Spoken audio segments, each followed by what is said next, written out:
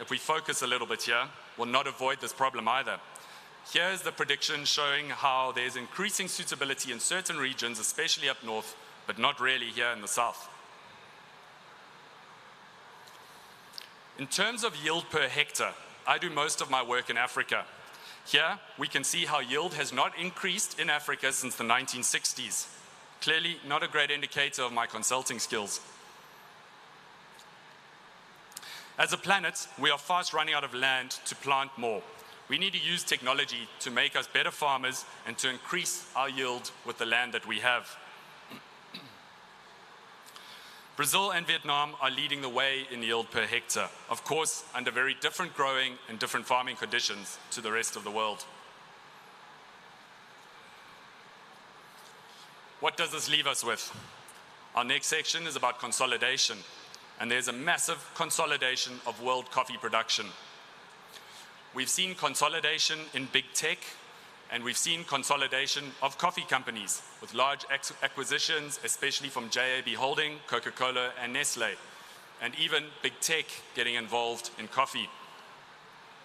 But where the most interesting and concerning consolidation is taking place is at production level. Today, we drink over 75% of our coffee from just 5 countries. Most of these increases in production and yield have come from just 3 countries, Brazil, Vietnam, and Colombia, and all of them have invested heavily in technology at farm level as well as genetic level. The final problem we will look at is how, if we don't focus on becoming better and more conscientious farmers using technology, technology will come for us in the form of synthetic or beanless coffee. This is a strange one, as it's been punted as a solution, but is also a threat to coffee as we know it. Atomo, Minus, STEM, and Northern Wonder are all startups with huge funding and claim to have reverse engineered the coffee bean to create a beanless coffee that delivers the same conventional taste without compromising the planet. They use a variety of products from upcycled date seeds and a blend of other ingredients such as grape, chicory, and tea-derived caffeine. These products are roasted and brewed just like conventional coffee, but the difference, it's controversially claimed to be more sustainable, using 93% less carbon emissions and 94% less water. STEM is an interesting one because they use a cellular material from coffee waste to produce their coffee, using the waste of grinds and the waste of the cherry to extract more value. So let us have a look at the solutions. While we focus a lot on new technologies, the true magic lies in data. Data can drive farmer insights and guide on planting decisions, pest management, and of course harvesting schedules. One of the greatest examples I have of a farmer using data was experienced at a coffee farm in South Africa, which is really on the verge of where we should be growing coffee. At this farm, which is far out of the so-called bean belt, we grow Arabica at 150 meters above sea level. You can actually see the ocean. We have a cool breeze that blows off the ocean and it slows down the growing, and it creates quite an ideal growing climate for this Arabica. For decades, what this farm would do was they'll begin harvesting their cherries at the end of autumn, all the way through winter until the beginning of spring, and sell all their cherries or their coffee as one lot. What they realized through data collection was that there was a huge difference in cup quality from the early harvest, where it was much warmer, to the late harvest, where it was much cooler. This gave them a 3-point increase in their in-cup quality and a significant price increase for the farmer. I love this graphic because this really shows the importance of quality to price. It's taken from the Specialty Coffee Transaction Guide and adapted, showing how the curve works with your quality versus the price that you'll get as a farmer. Today, with the assistance of AI, the analysis of data, and finding the right solutions, it is faster and easier than ever before. Machine learning tools are taking our data and converting it into practical, usable solutions. I've tried to include not only international companies as examples, but also local companies from India. I walked around the fair yesterday and there were some fascinating tech and data companies that are right here on your doorstep. TekaSic is a proof of concept being developed by the South India Coffee Company and Tengio as an AI tool. What this tool does is it sifts through all the open source data from the coffee board over many years and helps farmers to make the right decisions in choosing the correct varietals of plants for your region, the fertilizers, when to use them, and of course local diseases and pests. It's a proof of concept that you can try today.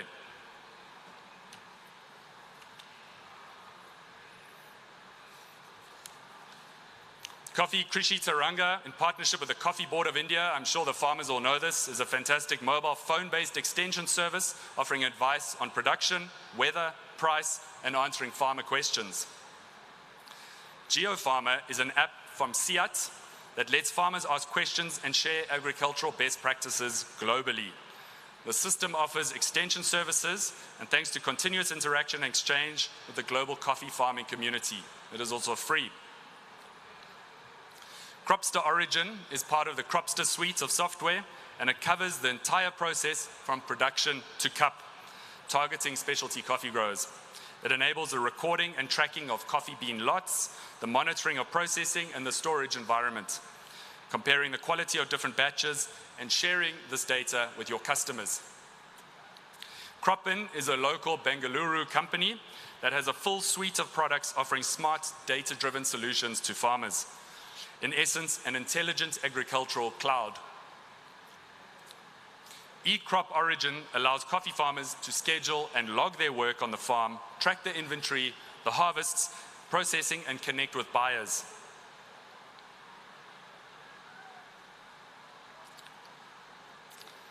Handtech is a suite of products offering data-driven solutions and predictive intelligence, and they are also here at the event today. SenseGood, locally produced and extremely affordable color meters and moisture meters for farmers.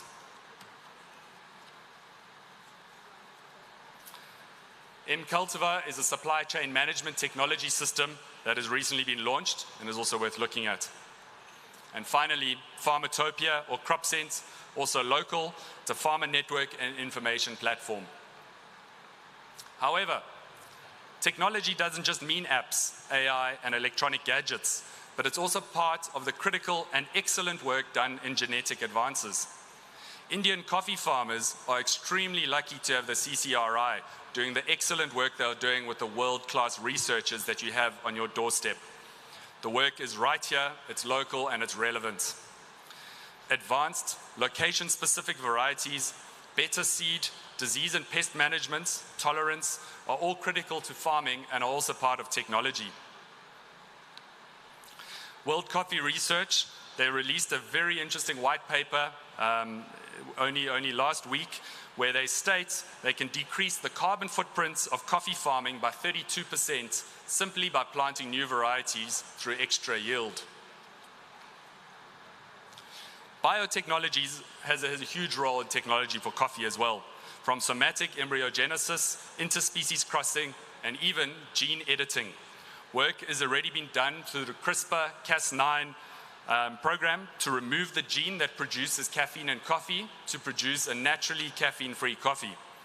What this means for the pest tolerance of the coffee plant, I have no idea.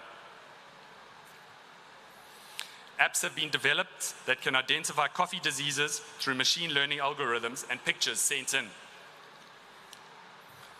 The Coffee Board of India is doing some great research into smart tech-assisted harvesting, similar to what we saw earlier. While Profile Prints is an AI-based platform that analyzes the green coffee characteristics such as taste, moisture, and density using molecular markers at molecular level. Another great advancement in the biological control of pests and advances is integrated pest management. I did some work on a project in Uganda where we used a drone that flew over a pretty large coffee farm, and using the sensors of the drone, the multispectral sensors, we discovered 2 quadrants where the Antestia bug was having a major impact on the coffee plants. Once we identified these quadrants on the farm, we purchased a box of single-sex predatory wasps from the biological company. We released these wasps in this quadrant, and they fed on the Entestia bug until the Entestia bug was no longer around, and then the wasps died. So it was a really big success, and it just shows what's going to be done in the future with biological advances. The use of drones brings us onto our next solution, precision agriculture.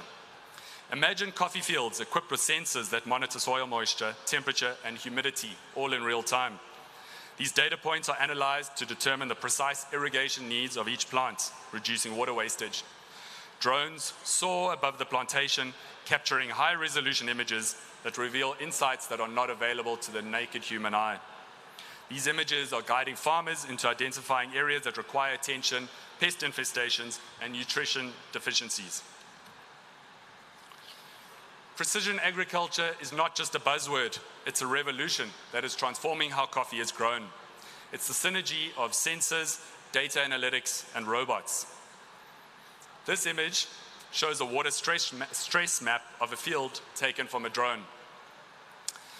But not all technology has to be expensive and sometimes unattainable. It can be as simple as adding UV light tracers to your spray bottles to see if you're spraying even coverage and reaching all the areas of your plants. Or it can be as advanced as the next generation weed-killing robots. These are eliminating the need for chemicals, although as we can see from the picture, it's clearly not yet adapted to Indian farming conditions. This links us to IoT, or the Internet of Things, a network of physical objects that are made smart by embedding them with sensors and software. In coffee, we are seeing it already with our in-field sensors, letting us know when to irrigate, fertilize, or spray. Weather forecasting has also become hyper-local, letting us know in advance when to harvest or when to spray. Blockchain is an interesting one. We have seen how it can help authenticate the story and the journey of our bean. It's given us unprecedented transparency and traceability, and especially with, as mentioned earlier, the EUDR, quite important. In theory, it should empower producers and improve market access. However, we have seen many startups based on blockchain that have already come and gone. Blockchain will help to eradicate the possibility of fraud, but it is not an all-in-one solution. Farmer Connect is an IBM-based blockchain offering end-to-end traceability, focusing on ESG. Its Thank My Farmer app allows coffee drinkers to track their coffee back to origin and tip their farmer. Demetria empowers farmers with simple diagnostic tools connected to their smartphones, which analyze the taste profile of their coffee beans and manage their farm process. While Dimitri is a smart farming and supply chain management solution that tracks the movement of coffee from cultivation all the way through to distribution. Nanotechnology has huge potential for coffee growers in the near future, and not only in the form of miniature robots, which is what we think of when we think of nanotechnology. What I find really interesting here and practical to the farmers is the matter manipulation happening at near atomic level. For example, a herbicide encapsulated in nanoparticles allows a drastic reduction in concentration. In Brazil, this has been tested on coffee plantations already with the herbicide atrazine. Atrazine is usually put on the plantations at 2 kilograms per hectare dose, and they have reduced it to 200 grams per hectare, which is incredible. Finally, a few other solutions which may be relevant to the farmers here today. Ear for You from the German the German Coffee Association is an anonymous grievance mechanism tool to report any concerns you have regarding human rights, labor, environmental risks, or pollution, child labor as well. They even have an India-specific hotline.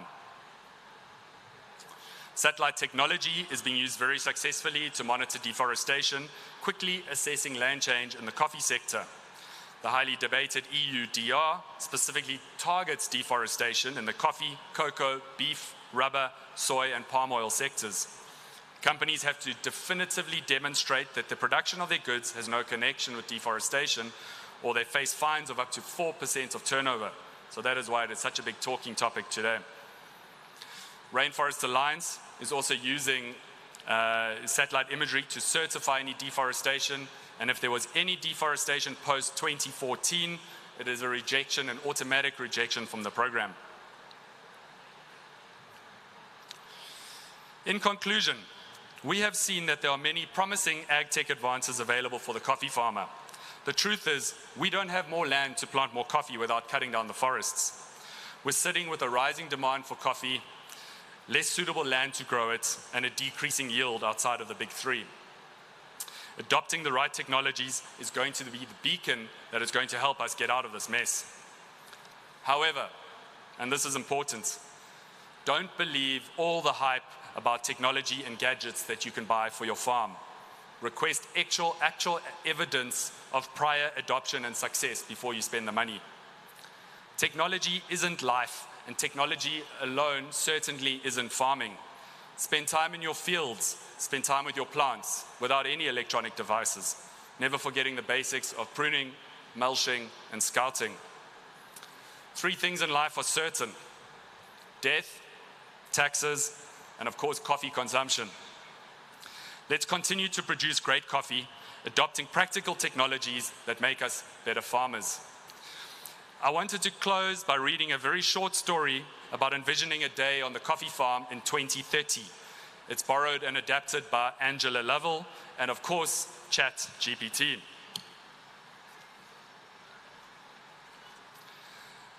Mahesh starts his day on the coffee farm with a sense of excitement. He pours himself a cup of freshly brewed coffee grown right here on his family coffee plantation and roasted on his smart roaster used for comparing notes with his customers. The morning has a gentle hum as autonomous drones equipped with advanced sensors glide gracefully above his coffee trees. These drones monitor the health of the plants with precision, detecting any signs of disease or stress. As he takes his first sip, Mahesh's watch pings with a notification from the farm's smart sensors. In the lush coffee fields under his pepper vines, the infield sensors and cameras in quadrant 2 notify him that the majority of his cherries are ripe for picking at a Brix value of 22. His weather trackers show clear skies ahead, providing the green light for harvesting.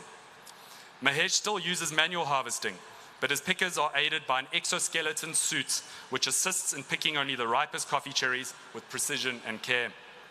He sends a command from his tablet to activate the driverless coffee hauler and cart, which begins trundling towards quadrant 2. His real-time market data app assesses his competitors' conditions and advises expected pricing. At the processing facility, his daughter Prisha oversees the operation as cutting-edge AI algorithms sort the cherries before they are pulped using eco-friendly enzymes and fermented in bioreactors to optimize flavor. Mahesh recently released a box of predatory wasps to control a minor outbreak of stem borer and assesses the live feed from his drone to assess their success rate. But he is interrupted by an alert on his phone notifying him that the autonomous tractor in the field has broken down. The technician in Bengaluru is notified and remotely fixes the error and restarts the tractor system.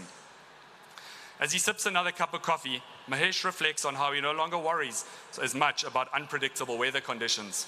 Since adopting regenerative agricultural practices, his coffee farm has become more resilient. Healthy soil, biodiversity, and a thriving microbial community have made his farm less susceptible to the challenges that once plagued him. Mahesh was initially skeptical about regenerative agriculture, but he now knows it's the way to ensure long-term sustainability. At midday, he has a cupping session scheduled with his buyers, who dial in via hologram, and together they cup and share notes on the coffee roasted on their connected smart roasters. As the day draws to a close, he can't help but reflect on the incredible journey his family farm has come over time. Coffee farming in 2030 has not only embraced advanced technology, but has also redefined what it means to cultivate coffee sustainably. It's a harmonious blend of tradition and innovation, a testament to enjoying the simple pleasures of a cup of coffee. Thank you very much.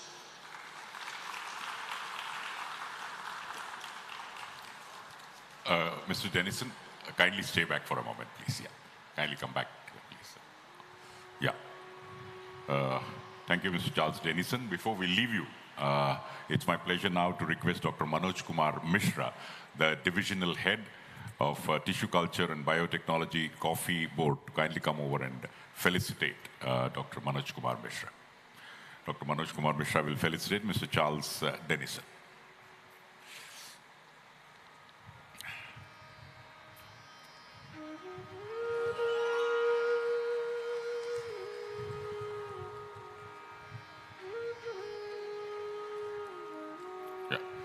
Thank you very much. And with this, we come to the end of this session. We'll straight away head to the next session. For the information of those who might have just come in, well, ladies and gentlemen, as you're all aware, the coffee guide was released today. It's available at an early bird offer of rupees 500, and you can just go to the merchandise and collect the same. And now we move on to the next session, the presentation by Dr. Kowa Dang Lee, the General Research Manager, Western Highlands Agroforestry Science Institute, WASI. And his topic is about the high production technologies in coffee, the success story of Vietnam. Kindly come up, please put your hands together, ladies and gentlemen, for Dr. Kowa Dang Lee. And in December 2020 was awarded the degree of Doctor of Philosophy. So he's a highly illustrative personality, has won several awards, and it's over to you straight away. Over to you, sir. Yeah. Thank you. Thank you. Yes, here we go. Hello, Bengaluru. My name is Khoa Le from Vietnam. So I'm on behalf of my colleague, Dr. Phan Viet Ha. Gonna tell you about the story of coffee in Vietnam and how coffee in Vietnam produced by those very skilled and knowledgeable farmers in Vietnam.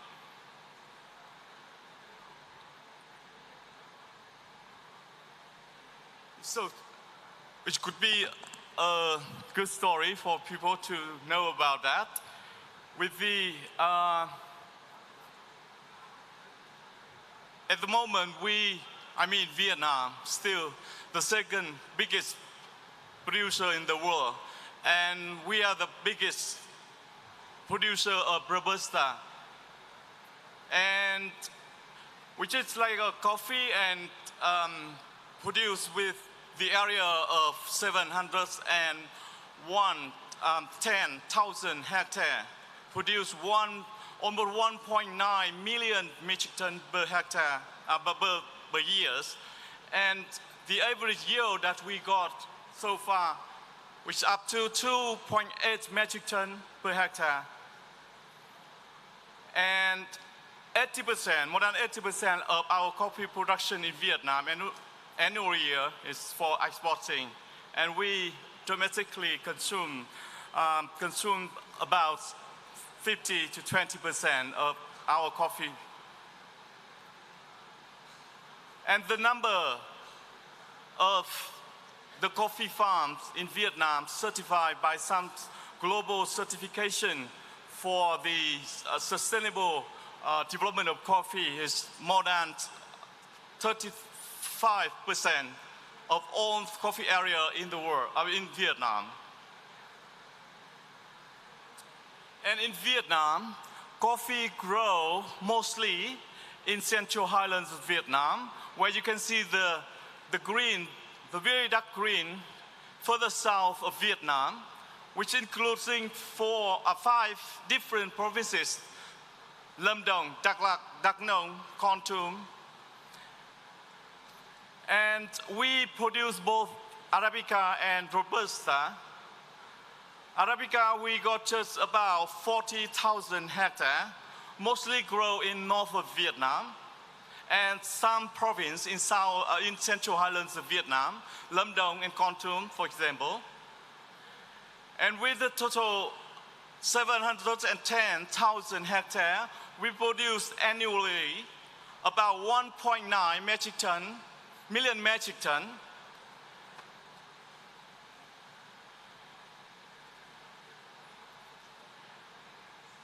And for the graph, you can see here how the growing area of coffee in Vietnam, it developed years by year.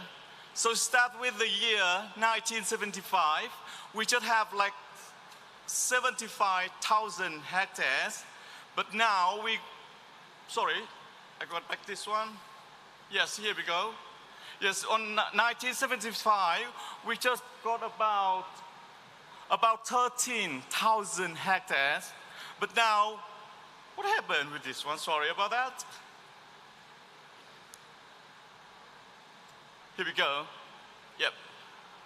Yes, today, we got more than 700,000 hectares compared to the what happened? Yes, compared to the past, 1975, we just have like 13,000, but now we got more than 100,000.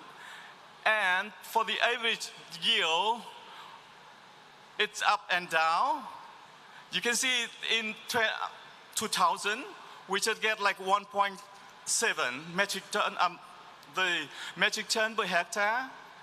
At that time, the price of coffee very low, and then the coffee farmer in Vietnam, we're still taking care of coffee, but we not have like the huge investment for coffee plantation.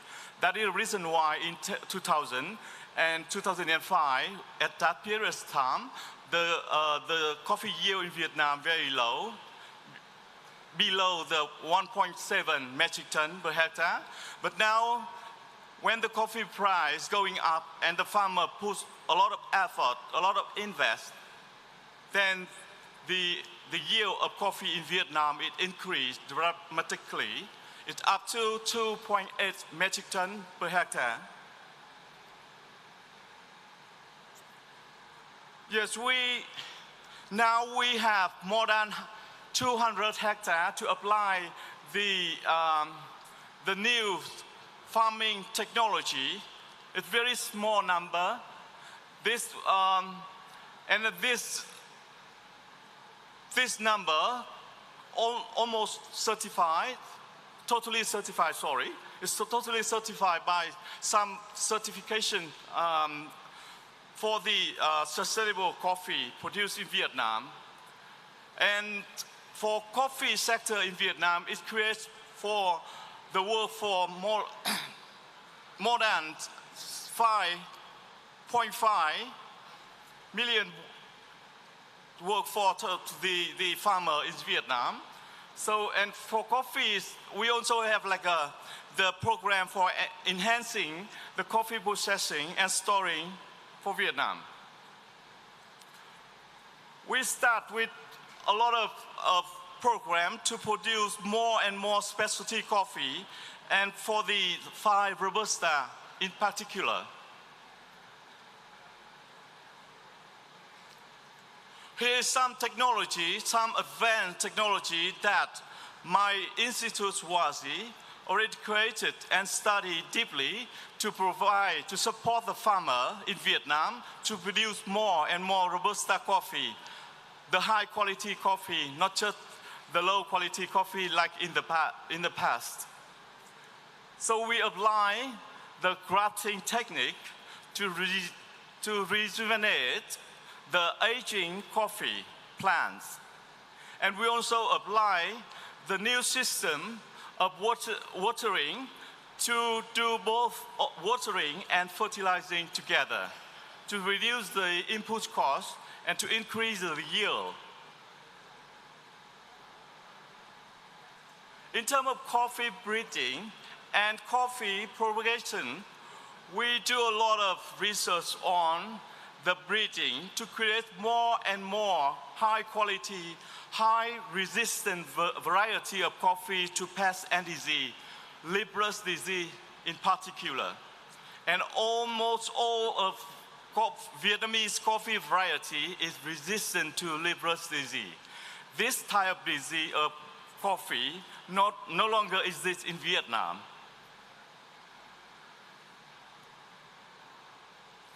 Yes, in terms of coffee breeding that I mentioned, now we have 13 cultivars of Robusta coffee. Start with the TR. T stands for Tây Nguyên, which means Central Highlands of Vietnam, and R stands for Robusta. So tier 4 up to tier 15 is some variety that's created by my institution, Wazi. And we also have local variety called Sang Lun and Café Zay. It is two local variety that's created by my local farmer. And it's well recognized for the local area. And we also have one synthesis hybrid variety called TRS1. As I said, TR stands for Robusta created in Central Highland, and S, letter S, is a synthesis. We create this kind of seedling, this kind of variety to produce seedling instead of grafted plant. The synthesis of 4 different Robusta cultivars. We pick up 4 different biggest highest yield of TR to grow in the mother garden and let them isolated from other Robusta coffee plantation. Then it can have a cross pollinate together to create TRS1, which is it can get the potential yield of 4.5 and up to 6.5 metric ton per hectare. And TRS1 and all of TR variety of Robusta in Vietnam resistant to the Leprous disease. For the Arabica, we got over 6 varieties.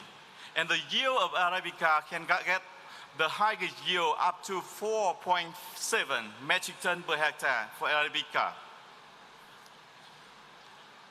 And for Arabica, Robusta, all of them is resistant to Leprous disease. Unfortunately, at the moment, nematode disease, the soil-borne disease, still big challenge for coffee in Vietnam. However, we didn't have any material resistant to this kind of disease yet.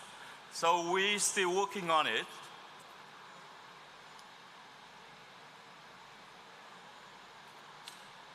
And from the period of time, from 2020 and up to 2025, we will have almost 200,000 hectares need to be rejuvenated or need to be replanted because the aging is almost over 35 years old.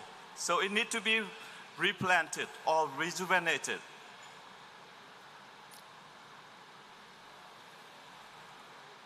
With the new cultivar of Robusta and new cultivar of Arabica, created directly by Wazi, my organization, we would be able to have all of the farmers in Vietnam create their beautiful farm with a high yield, high quality of coffee, of Robusta, of Arabica. And we got a lot of support. I mean, my farmer, my Vietnamese coffee farmer also get a lot of support from government through a lot of program every year. VCOFA, VNSAS, for example. Here I could want to show you some cultivar of Robusta created by my organization, Wazi. The TR4, still the biggest one, the most favorite one for farmer because it's got high yield. 7.3 is the potential yield of this variety or cultivar. But some farmer can get up to 10 metric ton per hectare with this variety. They put more invest one, like fertilizer, more irrigating, then they get really high yield, up to 10 metric ton per hectare. It's happened in Vietnam, in Central Highlands. That is the high already recorded in Vietnam.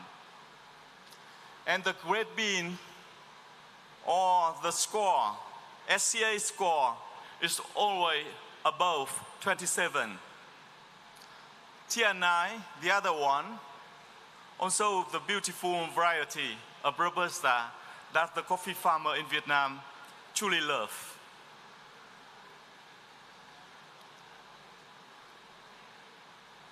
Besides Tier 4 up to Tier 12, we have Tier 14 and Tier 15, which is really late ripening. It can help the farmer to reduce the labor cost. The labor cost is also a challenge for the Vietnamese coffee farmer during the harvesting time. If ribbon at the same time need to be collected, then the farmer could not find the good labor sources to harvest their coffee cherry. Then it becomes a problem for many coffee farmers in Central Highlands. Then Tier 14 and Tier 15, it's an alternative for them to reduce the labor cost. If they have more than 10 hectares, they can grow 5 hectares with Tier 4, Tier 9, and the rest can with the Tier 14 and 15. And both Tier 14 and Tier 15 still have good yield, more than 4 metric tons per hectare, and also highly resistant to leaf rust disease.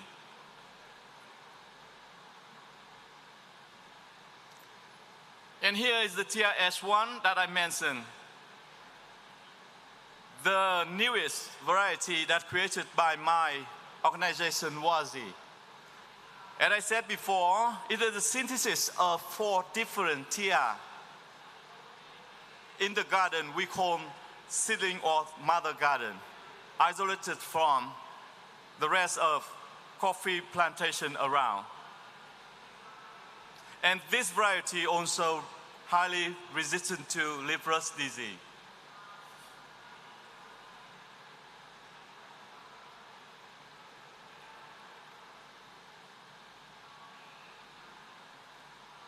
Yeah, here is some Arabica variety. Yeah, I think. Right. Here is some Arabica variety that's created by WASI. Yes, sorry, it's not that one. Sorry about that. Yeah, it's Sang Lun and Cafe Zay. Yeah, so sorry. Here is the 2 variety that I said, created by local farmers in Central Highlands of Vietnam. The farmer in Lâm Đồng and Đắk Nông provinces, they create their own variety. It's suitable for the weather condition in Đắk Nông and Lâm Đồng. It still have high yield, but the thing is that some of them is not recognized yet by the government. Because to be approved by government, it needs to go through the process of my institute to do all the tests for other locations, to be able to spread nationally. Then Cafe Zay and Sang Lun, at the moment, is still just recognized by local farmers, not recognized nationally.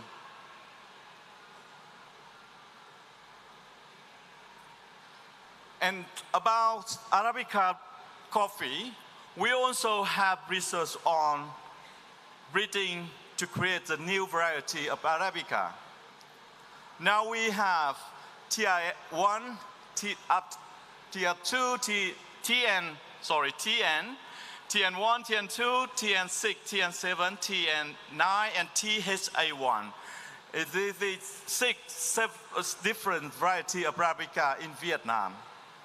TN, now TN is totally Vietnamese capital letters. TN means Tây Nguyên, or in English means Central Highlands. So for Arabica, TN, Arabica coffee created by WASI at Central Highlands of Vietnam.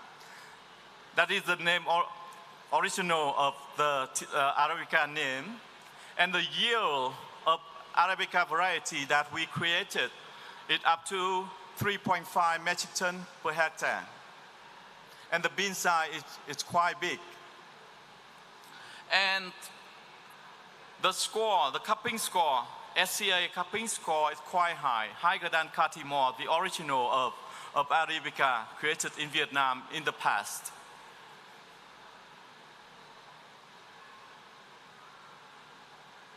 Yeah, here is some image and information of the Arabica variety of Vietnam. We have TR7, TR9. Yes.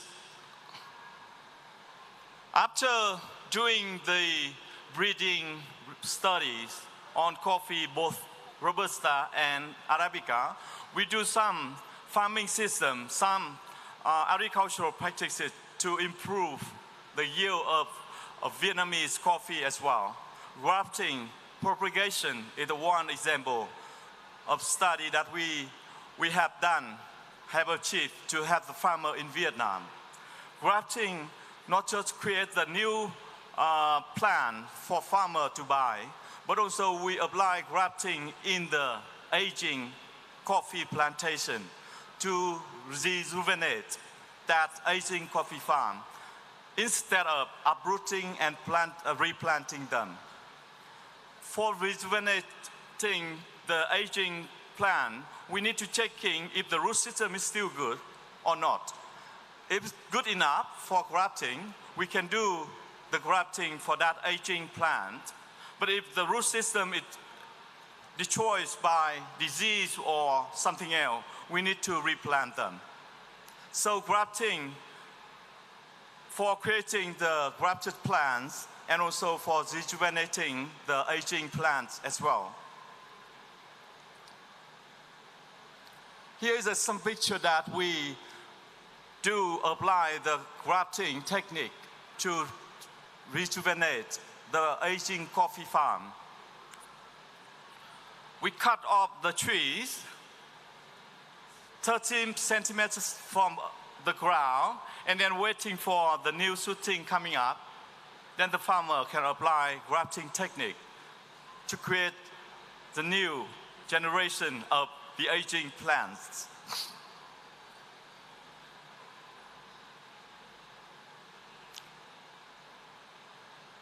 We also have the in vitro plant or tissueculture plant for the farmer to grow.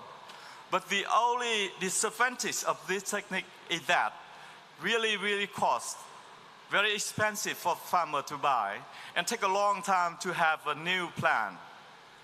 It requires almost 2 years to have an in vitro plant to be able to plant in the field. So with that disadvantage, the in vitro plant or tissue plants not exist in Vietnam, but it still need to do something with this one to support the research in laboratory and the greenhouse trials.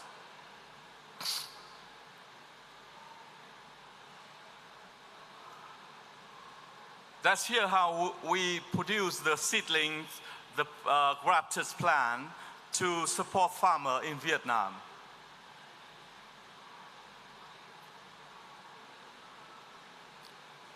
In terms of coffee farming techniques, we do have some very good achievement on this area. We do the drip irrigation. We do the sprinkle irrigation in Vietnam.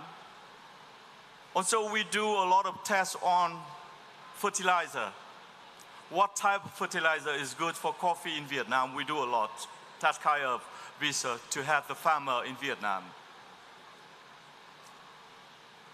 In terms of management pests and disease of coffee, we convinced and recommended, we have done that, to suggest the farmer reduce using pesticide. Instead of using pesticide, using more bioproducts, using more the natural enemy of the pest and disease. Trichoderma, for example, to control the root, the soil-borne disease, to control some some degree on in the above ground of the plant. So currently, we have more than 100,000 hectares already apply ICM, integrated crop management. The benefits from applying ICM, we can create more than 25% of income for farmer.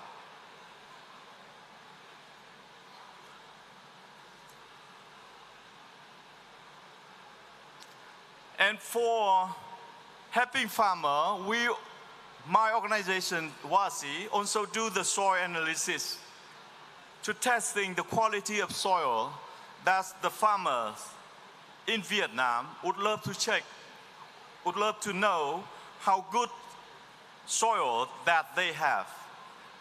Based on the results of soil analysis and based on the potential yield of the farm, that farmer collected the soil, we can recommend the dose of fertilizer for farmer to use, and also recommended type of fertilizer, recommended the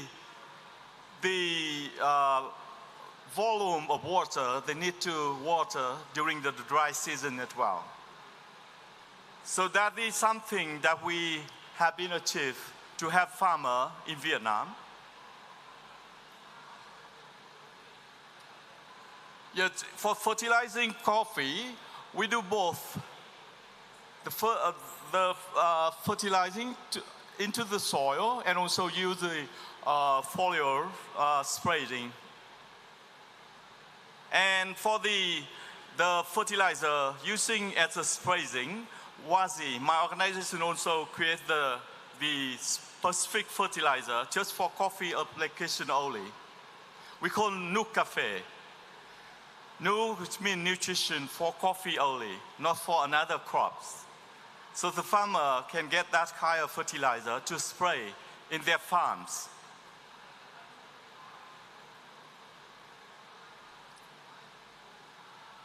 Yeah, that's some kind of technique that farmer already apply through the result that we have done by WASI. We also do the mechanism to apply some technique that we learned from Brazil. We grow the coffee is a normal way that we did and that we have done. But now this one is very new for coffee farmers in Vietnam. So I just show some picture of this kind of cultivating system in Vietnam now.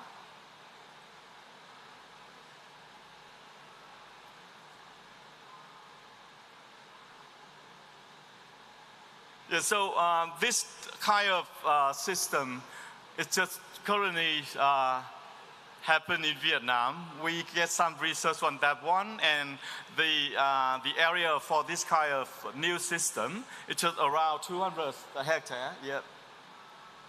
And also we expected in the year 2033, we can get up to more than 100,000 hectares, hope so. But it really depends on how good it is and the farmer would love to try it or not. Yes, for the best agricultural practices, we also apply a lot of that kind of practices to help the farmer in Vietnam produce more and more coffee. Yeah, with this one, we can apply some gist to protect the cherry that's collected but get trouble with the weather, rainy for example. Then with this, we can protect the cherry from the rotten of the fungi. You can see here, 3 photos on the top, it apply the gist. And the 3 photos at the bottom, not apply the gist. Then it gets trouble if the rainy coming and the cherry is not dry yet. Then if the farmer applies gist, it can protect the cherry from rotten. So that's kind of the best agricultural practices that we have farmer to protect their cherries. there is some system, cropping system in Vietnam with avocado, with durian, macadamia, avocado, durian a lot. This kind of system have been seen a lot in Vietnam currently. And for post-harvesting technique, we do a lot of research and already have results to have farmer to be able to produce more high-quality coffee to the rest of the world, not just for our consumption, but also for global consumption. Yeah, for drying, we can dry on the cement jar, or we can dry in the plastic glass house.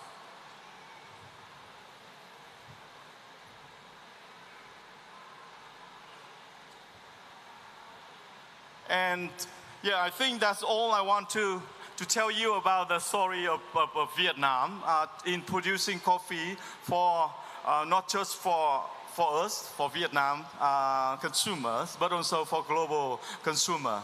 And we try to produce more and more good quality coffee bean for the global. Thank you very much for listening. Cảm ơn. Mr. Koa, then kindly come back to the system. Thank you very much. If any questions are there, he will be available offline after the felicitation and you can have interaction with him. I would request Mr. Partha Prateek Chaudhary, Deputy Director of Coffee Board, Kerala, to kindly felicitate Dr. Koa Dangli. Ladies and gentlemen, let's give a round of applause. We have two more sessions here after this.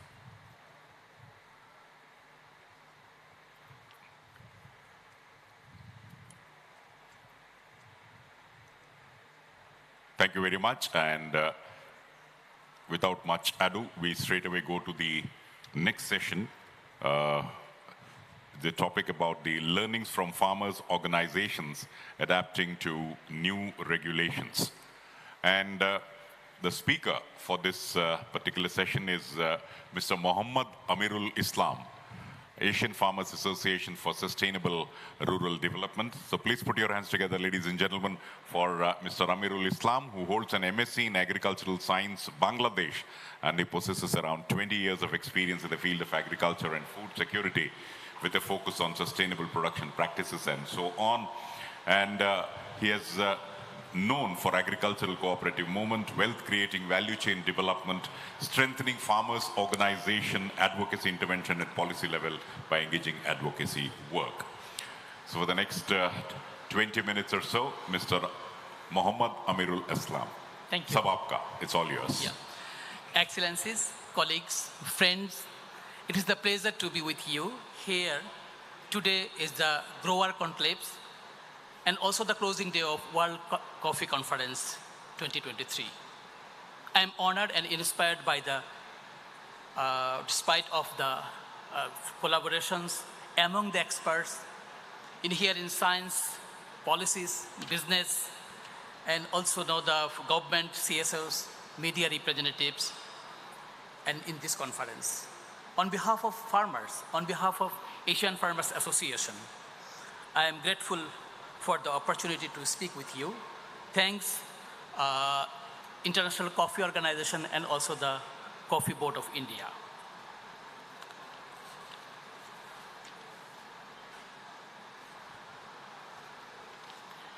So before joining here, this conference, we, Asian Farmers Association, we had the regional coffee consultation on August 22 and 2023.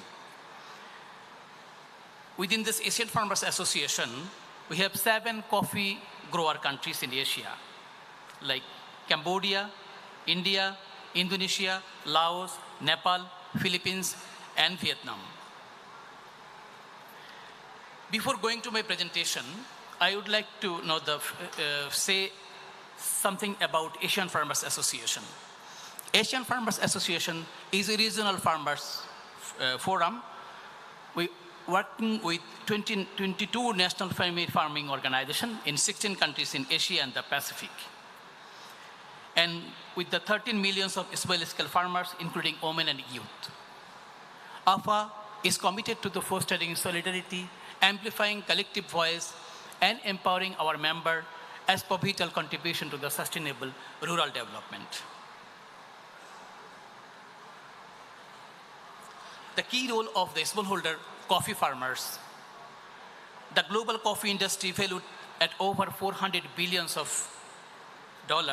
is predominantly driven by 25 million smallholder producers who collectively accounts for 80% of the total coffee production. Moreover, we play a critical role in averting deforestation. Studies have shown that the smallholder farmer coffee producers are exposing environmental friendly technologies. Example, the shade trees, coffee trees in agroforestry in intercropping system that do not endanger the forest. Now, I would like to say something of our concern. Yet the grim reality is that the 5 million or 20% of these smallholder coffee farmers subsist on less than the international poverty line benchmark of $3.2 per day. We are already grappling with the multifaceted challenges of extreme weather disruption, impacting our yield, accelerating input cost due to the local and global economics event, and the enduring struggle to earn a dignified livelihood. So, our concern at the farm level, compliance with the EUDR, European Union Deforestation Regulation, can increase our cost, especially since our incomes are already declining primarily due to the reduced productivity in coffee cultivation, in addition to raising production and transportation cost, inadequate infrastructure, and lack of technical and marketing capacities of individual farmers and cooperatives. Moreover, the European Union Deforestation Regulation can consist our market opportunities since our countries have inadequate policies and measures aligned with the EUDR, risking further our marginalization. So, considering all of the issues, for the smallholder farmer, our recommendation to the government, assist small-scale coffee farmer in adhering to the EUDR. We ask government of coffee-producing countries to extend comprehensive support to small-scale coffee farmers by crafting policies and enable coffee employers in the EU market. This will include ensuring rights to land and forest resources of small-scale coffee producer, building the latest capacities of producing and processing coffee sustainability, as well as is their stronger involvement in the coffee value chain, bolstering market infrastructure, establishing robust market connections, introducing target subsidies, and involving them in policy formulation. Establishing a mechanism to remunerate small-scale coffee farmers for their forest conservation efforts while providing sanction to those responsible for deforestation. Facilities access to deforestation data necessary for product traceability, therefore ensuring transparency. Our recommendation to the big coffee companies, traders, and processors serve as the key partner in assisting small-scale coffee farmers to counterbalance the potential negative impacts of the EUDR by providing the necessary support to coffee producers, by complying to EUDR, and by promoting entry to the EU market. And the private financial institutes are encouraged to provide market-oriented financial access to the small producer, empowering them to enhance productivity and product quality. Our recommendation to the global and local coffee industry associations: safeguard the economic well-being of a small-scale coffee farmer from the advertised and risks posed by the EUDR to our sector. Actively involve small farmers organizations in shaping EUDR related policies, regulations, and guidelines. Our recommendation to development financing from public and private sector also. Provide direct financing to the farmer organization and cooperatives to strengthen our capacities for aggregation, for sustainable production, processing, value addition, and marketing or distribution of coffees. For establishing viable enterprise as coffee operators and traders. For engaging policymakers for favorable policies, and for claiming programs and benefits due to small-scale coffee farmers as rights holders in our countries.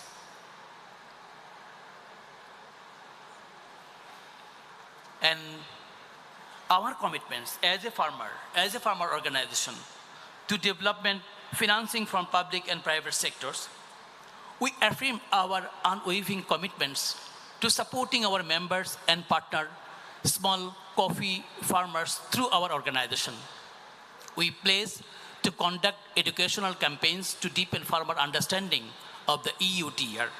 Because of this EUDR is very new for the farmer, and farmers are really worried about this kind of the regulation for what kind of impact of their coffee marketing. Its potential drawbacks and opportunities for promoting climate adaptation. We commit to strengthening our capacity to aggregate the products of our farmers as well as provide processing facilities, qualifying as a capable coffee operators and traders, thus ensuring small farmers' welfare is duly addressed. Furthermore, we express our determination to engage in both local and international industry association as well as other relevant bodies concerned to the coffee sector, representing the voice of the small farmer. Thank you. Long live family farmers. See, we have to remember, no farmer, no food, no future. Thank you. Kindly take your seat, Mr. Amirul Islam. Yeah. Indeed, it was a great presentation of the learnings from farmers' organizations adapting to new regulations. I would request Dr. Jyoti MS, Senior Liaison Officer of Coffee Board, to kindly felicitate him. Ladies and gentlemen, one session of seminar hall has been shifted here, which is going to start in a few minutes from now. So let's give a round of applause and thank Mr. Muhammad Amirul Islam.